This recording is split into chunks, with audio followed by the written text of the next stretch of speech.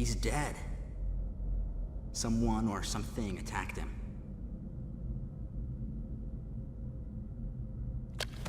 Whoa! Get away from me!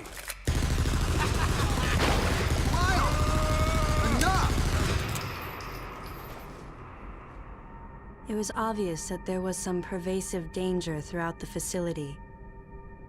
I didn't know what had brought Adam here, but I did know that cooperation was imperative if we were to restore safety. Adam, listen to me. Clearly, this facility is in complete disorder. It might be too dangerous for your men to go alone. That's why I've...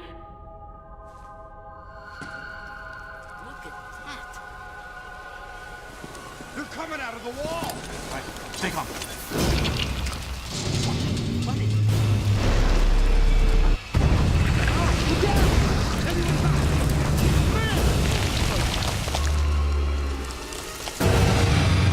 Open fire!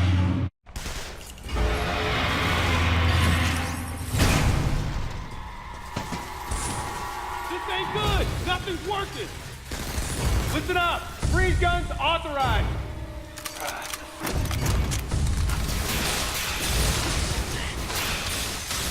Sam, I'm authorizing missile use.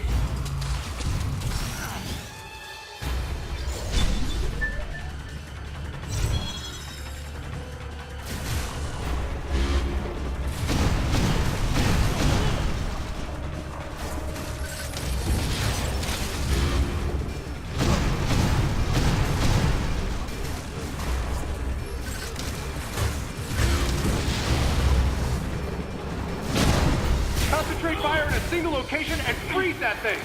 And Samus, you attack the frozen spot.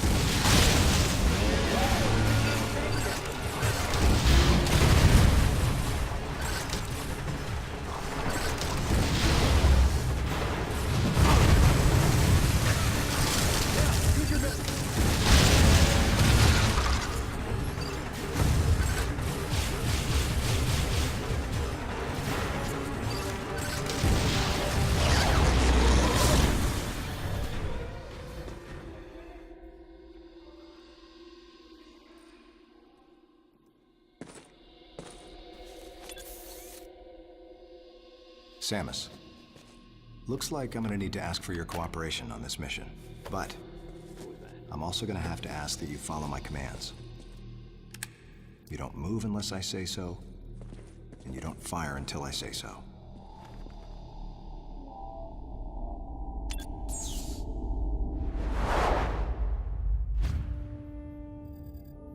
Any objections, lady? The thumbs-up sign had been used by the Galactic Federation for ages. Me? I was known for giving the thumbs down during briefing. I had my reasons, though. Commander Adam Malkovich was normally cool and not one to joke around. But he would end all of his mission briefings by saying, "Any objections, lady?" He was joking, but others weren't. At the time, I felt surrounded by people who treated me like a child, or used kid gloves because I was a woman. And yet with Adam, I was grateful for the nod. My past has left me with an uneasy soul, and as a result, it touched me on some level that Adam would acknowledge that past by calling me something delicate, like lady. And I knew more than anyone that every word from Adam was deliberate. My thumbs down was a twofold response. A sign of derision at being called a lady, and a signal of my complete understanding of the mission orders. The other soldiers were always willing to support me with easy smiles despite the fact that I clearly had so much yet to learn. Among them was Anthony. In the face of his well-meaning behavior and that of the other soldiers, My response was to become increasingly bitter. I was a child, always with something to prove, a chip on my shoulder. And I was angry. I felt that if I let my guard down, I would easily be broken. And beyond that, I was scared. But even in the naivete of my youth, I could see in Adam's joking manner how close he felt to me. Adam knows my past, and he knows me better than anyone else. Confession time. Because I was so young when I lost both of my parents, there's no question I saw Adam as a father figure. When I rebelled against him, I knew I could get away with it. And his paternal compassion in the face of my rebellion reinforced the special bond I felt with him. I understood well that chances were slim that I would ever find anyone that understood me like Adam. And yet, when the time came, I still left his side. I was so young and naive.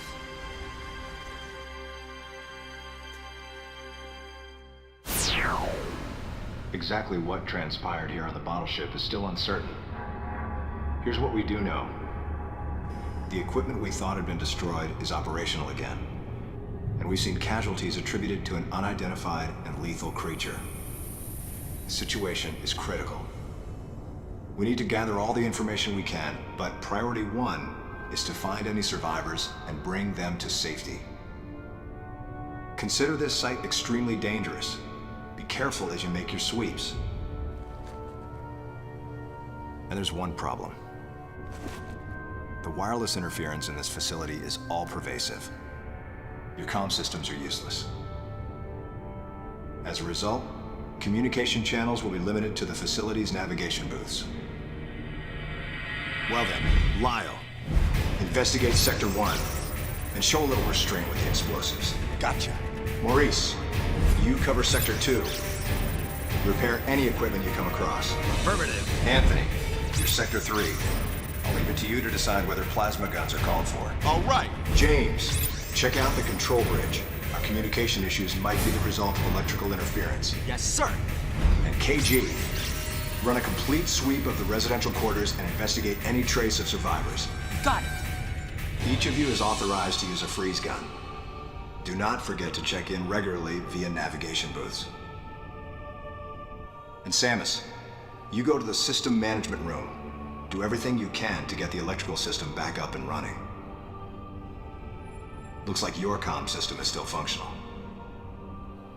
Remember, everything you see will also appear on this screen. Regarding auxiliary weapons, the use of bombs has been authorized. As far as your other weapons go, we will continue to investigate and authorize use as we can. However, we currently have no plans to authorize the use of power bombs. As you know, they have the ability to spread a high-temperature heat wave over a large area, impacting living things, which is a nice way of saying they can vaporize humans instantly. You should be well aware of how dangerous power bombs are, and how their devastation can't be obstructed with common materials. Once the mission in the system management room is complete, I need you to report back. I'll give you your next orders then. I want you all to be especially careful as you execute your missions. That's the end of the briefing. It was the first joint mission I'd been a part of since becoming a freelance bounty hunter. And of course, it was the first time since my Federation days that I was following the orders of a commanding officer. Having received mission orders from Adam, I felt confused and strangely exhilarated at the unexpected turn of events. I responded. Understood, Adam. No objections, of course.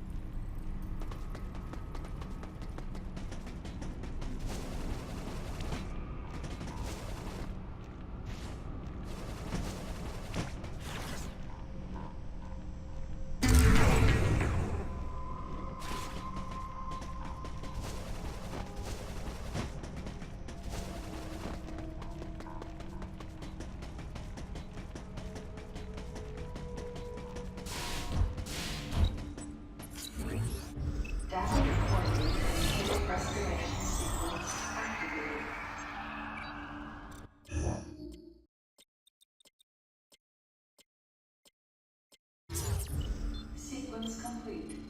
Process successful.